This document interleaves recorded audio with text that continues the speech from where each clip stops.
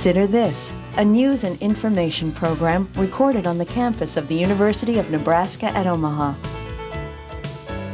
From the Fireside Lounge in the Milo Bales Student Center, here is your host, Carol Schrader. If you were accused of a crime, you'd certainly want to have good legal representation. Well, in this country, that's sort of one of the pillars of our judicial system, is that whether you can afford it or not afford it, you should have good defense counsel. My guests this week are Dana Woody Bradford. He is a defense attorney here in Omaha. He is also a member of the Nebraska Commission on Public Advocacy. Also with us today is Tom Riley. He is a Douglas County Public Defender. Been working in that office for about 30 years now. It's a long time. All right. We're here today to talk a little bit about a new report that is out on the Nebraska Minority and Justice Task Force that talks about the quality and some of the issues involved in indigent defense in our legal system here in Nebraska on the criminal side. What prompted this, us looking into this here in Nebraska? Is it just a local issue or a national issue? Well, I think that the study started at the request of the ABA and the Nebraska Bar Association and the Supreme Court of the state to see how well we're doing. And they, I think, did a fairly comprehensive study as far as it goes. But I guess we're here to talk about that. Well, Tom, we are I always want to say the largest county in the state. We are not. There are counties that are physically much bigger, but we're certainly the most populated. You are the public defender. You are elected.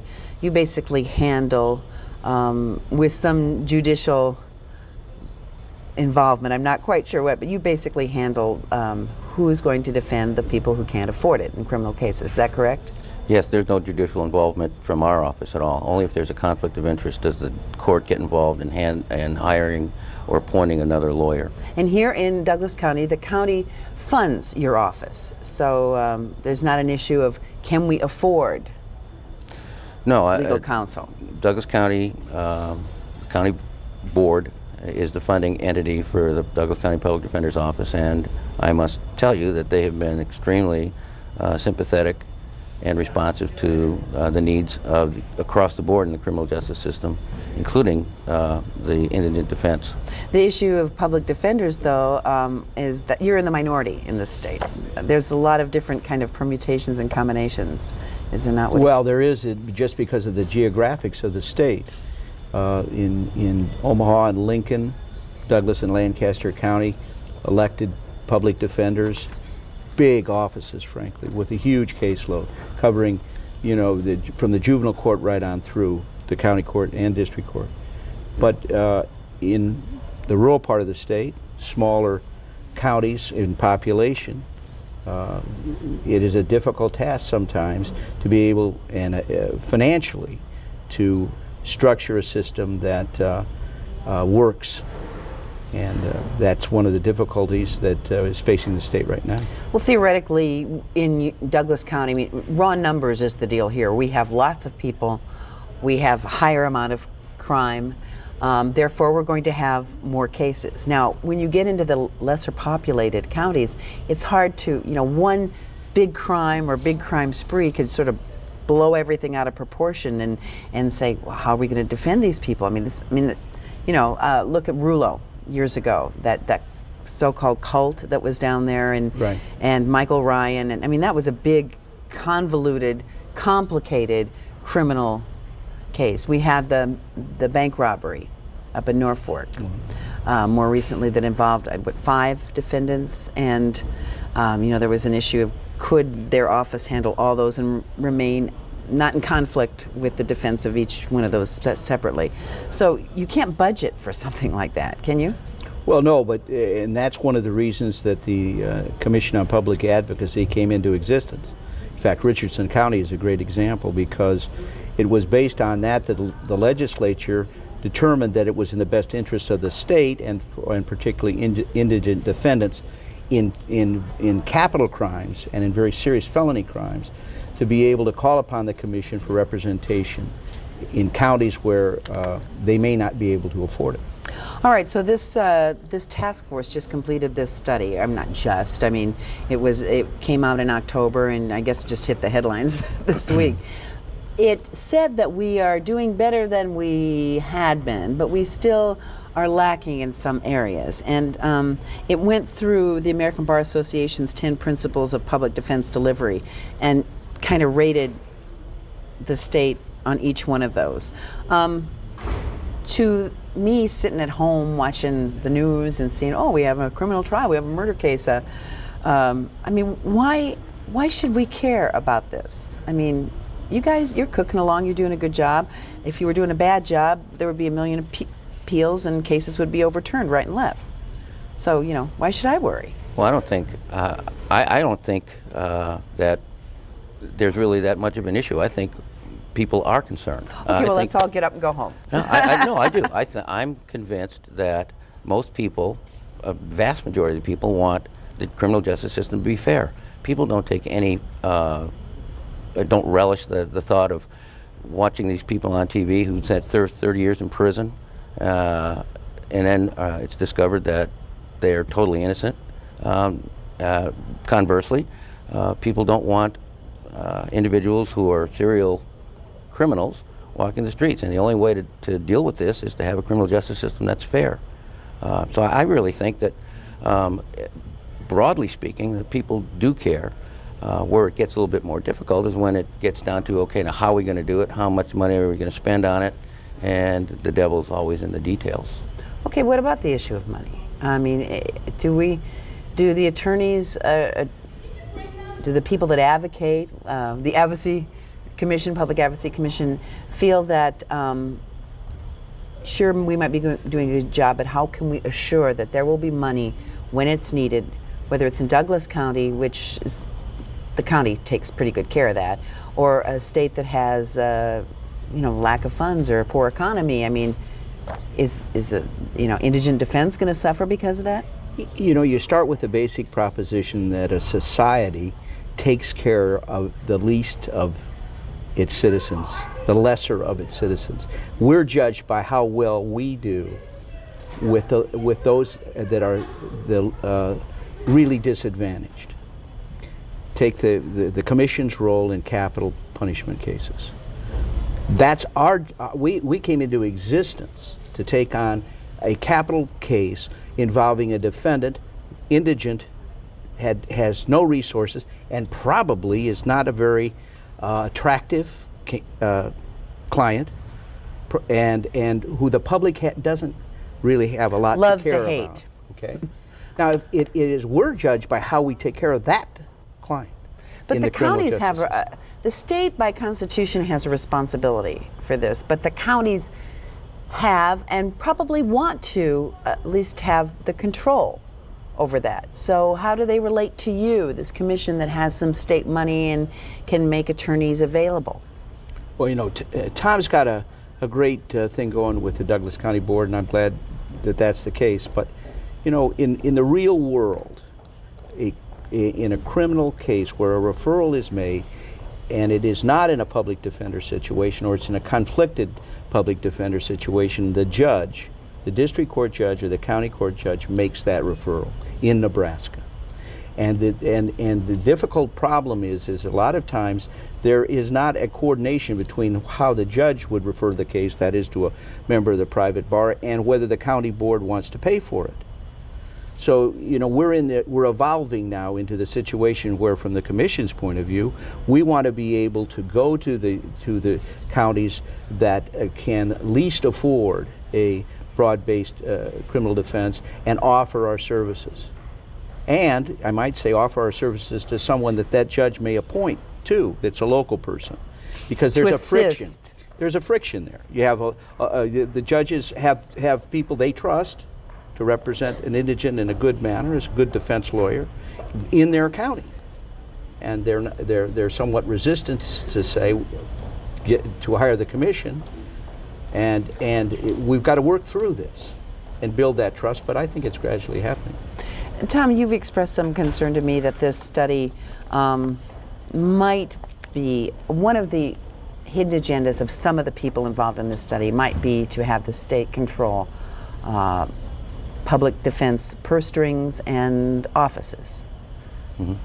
Well, I mean, this study refers back to a 1993 evaluation by the Supreme Court of Nebraska, and there was a pretty large committee of which I was a member, and the idea of a statewide defender system was prominent not only with the individual company who's doing the study, because they've done this across the country, and I've reviewed what their conclusions are, and it seems to me that in virtually all of their studies they want a statewide entity to control the indigent defense system. So that does exist. I, for one, do not think that's the answer in Nebraska. If they are national, you know how these national consultants or study people are. I mean, if they had just come back from some of the states in the South, like Louisiana, where the lawyers' caseloads are, they don't even get to interview or talk to their clients before they go to court. And it's a typical sort of TV show that you see where the guy's just flying down the hall and papers are flying and he's going, what's this guy charged with? But that's real in a lot of states and in certain counties in a lot of states. We don't seem to have that kind of situation. So,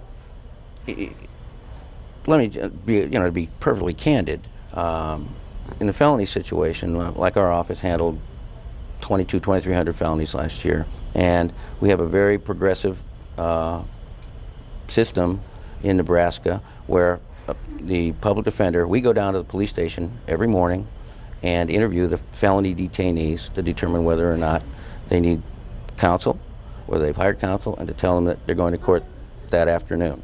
So we're involved before they're even charged in Nebraska. I was going to say, but with misdemeanors, which is, the number of misdemeanors we handle is about 20,000, and some of the things that you described earlier with the papers flying around, they happen in the best of situations. But I'm speaking mostly of the felonies, the serious stuff. And I know that not in every county do they have the luxury of having attorneys on staff or weekend, it's your weekend to go take care of this situation.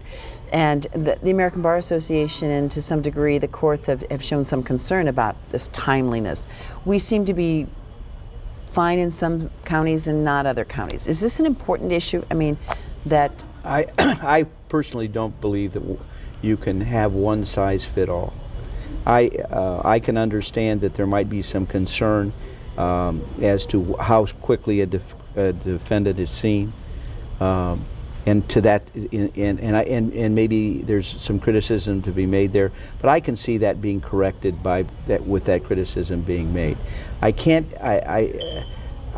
that the criminal system is changing to some degree to provide, just in the electronic area alone, we're going to be able to provide some standardization and in the criminal system and in the whole court system that I think will benefit the access to the client and the lawyer. Do we agree in this state, county to county, what defines indigent? No. In practice, no. I would certainly not disagree with some of the study's findings. For instance, the inconsistency with which the courts make the indigency inquiries of the defendants. We, by statute, are not allowed to involve ourselves at all in the give and take of whether or not someone should be appointed to our office. The judge has the sole and only responsibility. Some judges say, do you have enough money to hire a lawyer? No, public defender's appointed. Other judges go through a much more elaborate process. So there's polar extremes, and somewhere in the middle is the thing that makes sense. Statewide, is that an issue at all? Oh, I think it is. But actually, in the real world, most defendants feel that if they have a court-appointed lawyer, he's not as good as a private lawyer. That's the way the real world works. I don't happen to believe that's true, but that's the way the world works. So if there wouldn't be any reason in most cases, for somebody to claim indigency unless they were really indigent, particularly in a major criminal case. Right. I totally agree. He's absolutely right.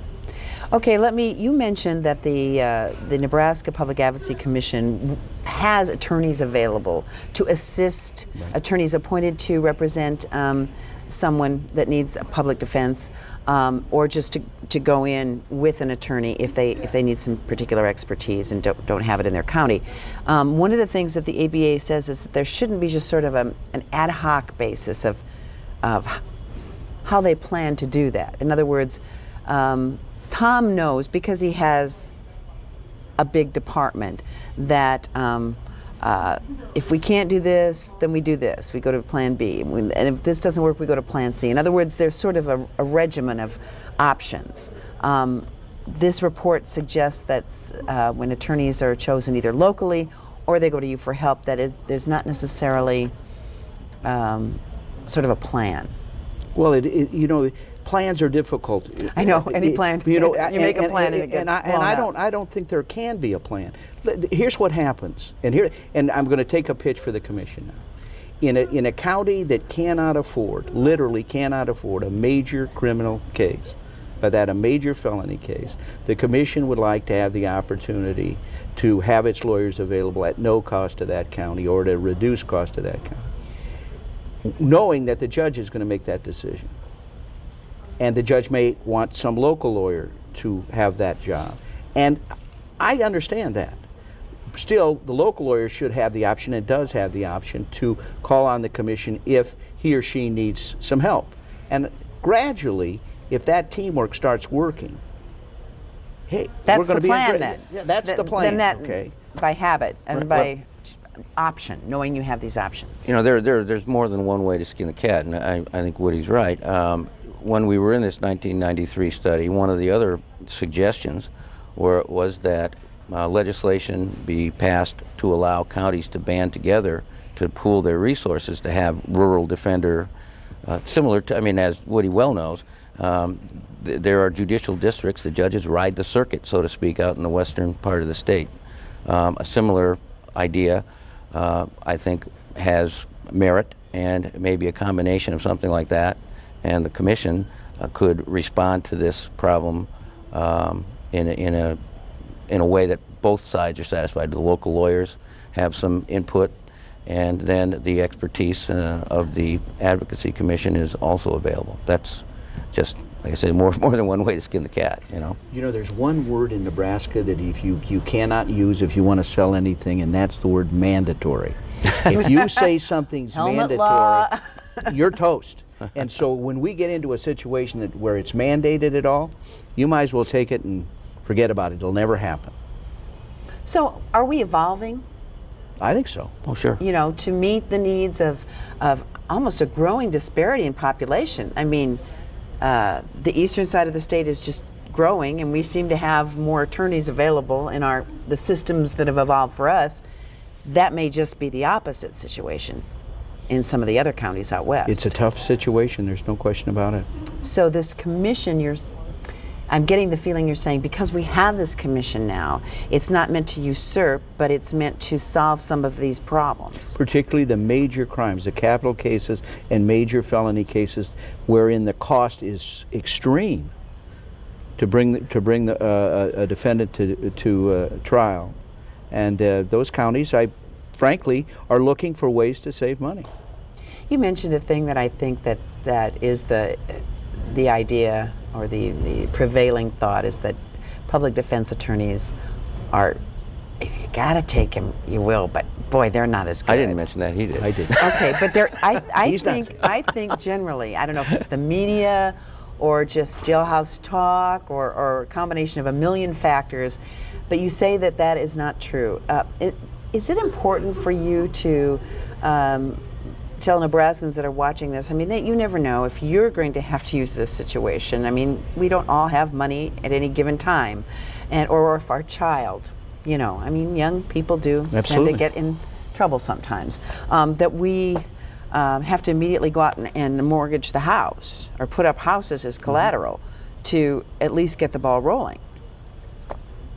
Well, that's true. I think that the interesting thing about the criminal justice system, it can affect a lot of people, and it can affect people that aren't even in the system, and also all of a sudden find themselves in it because of a family member or whatever. But the fact is that most criminal lawyers that are not, let's say, in the public defender's office, who are doing it full time, by the way, are people like myself, who basically are in the private practice, who do criminal law. And we would like to think that we're competent, and we would like to think that we provide a service, and I think we do. So that a lot of times you can work for a client, let's say, on a court-appointed basis, and work for another client on a fee basis. They would never know the difference. So I guess what I'm saying is there's enough of an emphasis now on lawyers performing services for indigent criminal clients, that there's a good pool to draw from of talent. And I think we're doing a very good job there. Now the question is to get that across the state. Well, I was just going to say, and I guess I interpreted your question as posing whether or not public defenders can rise to the standard that is right. necessary. I mean, you see both of you, he brought it up, but I mean, I saw a nod from you that Sure. we're certainly more than capable of handling this. But I think there is some prevailing school of thought is you get what you pay for. Well, no doubt. You know, No doubt. I can tell you this right now, that most lawyers would think and agree that Tom Riley is the best criminal defense lawyer in the state. This guy's standing right here. Okay, and he happens to be the Douglas County Public Defender. That's a fact. So, if anybody wants so to, I guess I'm not asking you to do a commercial for public defenders. I just but- did. But I'm blushing. dead serious about it.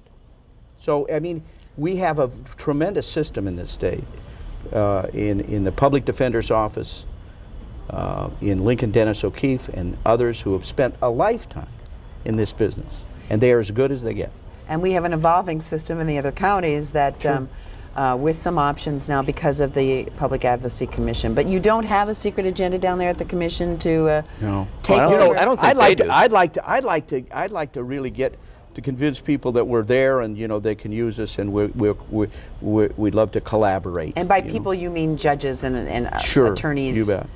in those counties. Unless we can convince the judges and work with the attorneys, we're not going to be successful. Okay, so we just don't have a problem in this state. If you could change something or tweak something tomorrow, if you had the power, the statutory power, you could change a statute, or you just had the power, you were the god of public defense. What areas should we legitimately not necessarily fix or make better, but keep an eye on, because this is a very important tenet of our judicial system. The how we do this sort of determines how we hold our judicial system, what esteem we hold in it. Well, you've got to watch your funding sources. They don't, right now in Douglas County they may be fine. I'm not so sure that's true in the rest of the states. I think there are probably some areas where it's underfunded. If I had to put my finger on it, I probably couldn't. But the county boards in rural Nebraska are worried about a lot of different things. And it's, we've had the drought there. So it's not been an easy time. The commission obviously has money from the state. Do they have a pool of money that That's the right. legislature allocates? Right. Okay. Why isn't there some sort of system, and I'm not saying this is a good system, where when the counties do get in a bind, it is the state's responsibility, as I understand it, public defense. It's ultimately their responsibility, not the Douglas County Board of Directors, Board of Commissioners to allocate money. It's the states. But some sort of system where they could ask for help, not just one attorney from the commission or something, but ask for help in funding their effort to make sure there's adequate public defense. Well, I'm not sure your basic premise is totally correct. Well, then tell me it's wrong. I'm just I'm pointing it just out. saying that, Get you talk. saying that it's not the county board's obligation, it's the state's obligation. Well, in a larger sense, I guess it's the government's obligation. And, the statutes of the state of Nebraska do impose the duty upon the counties, at least the more populous counties, to have elected public defenders, and that they're funded by the county board. And you So- do that. So Right. So, it's not a total state obligation. Okay, so it's just kind of the kick the The dog. question is, should it be or shouldn't it be? I Yeah. mean, that's what But I some mean, in people tight say. times. I mean, we've had fiscally tight times in my working journalist memory. I mean, you look at the drought. Well, you can look at every drought we've had in the last 3 or 4 decades, and those put incredible pinches on all aspects of government funding in a county. Well, let me just say one more thing about the state issue. It has been my experience that when push comes to shove, the state legislature has been much more reluctant to adequately fund any entities than have local boards of county commissioners. For instance, there was some legislation passed to require some standards set for indigent defense, and the carrot and the stick was that if the county agreed to these standards that were set, 25% of their indigent defense costs would be reimbursed by the state. Great thing, the state legislature passed it. You know what they funded it with? Zip. So So you that's kind of that's my changed that? problem. Well, no, Because we don't get anything from the state in Douglas County. We That's- take care of our whole bill, which is pretty big, I'm guessing. our budget's about from the public defender's office is about $3 million, and there's some other funds that are set aside for conflict that the district court includes in their budget. Lancaster County's is over $2 million. I don't know Sarpy's and Woody. I don't know the other. I don't know what the budget of the Public Advocacy Commission is either, to be honest with you. Well, it's I think around 400. But 400,000? Right. But the option it has, of course, I think, is that as the need arises, it can it's hopefully able to expand its service. Or has the clout with the legislature too in certain cases. Well, if it begins to gain greater acceptance, it should get greater funding. But it's also been cut back recently too. So. Well, I want to thank you, gentlemen, for joining us today and maybe shedding some light on how the system works in Nebraska. It's not something that I had in the civics class or had along the way through college. Thank you so much, you, Carol. Woody Bradford, an attorney here in Omaha, and Tom Riley, the Douglas County Public Defender. Join us next week on Consider This.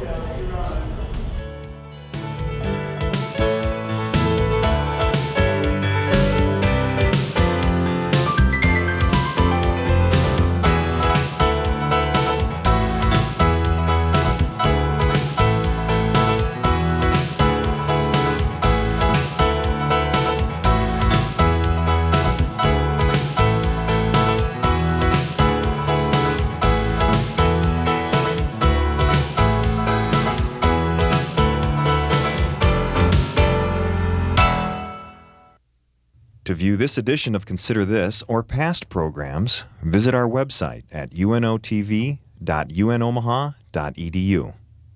For comments or questions, call 402-554-2516 during regular business hours. Consider This is a production of UNO Television.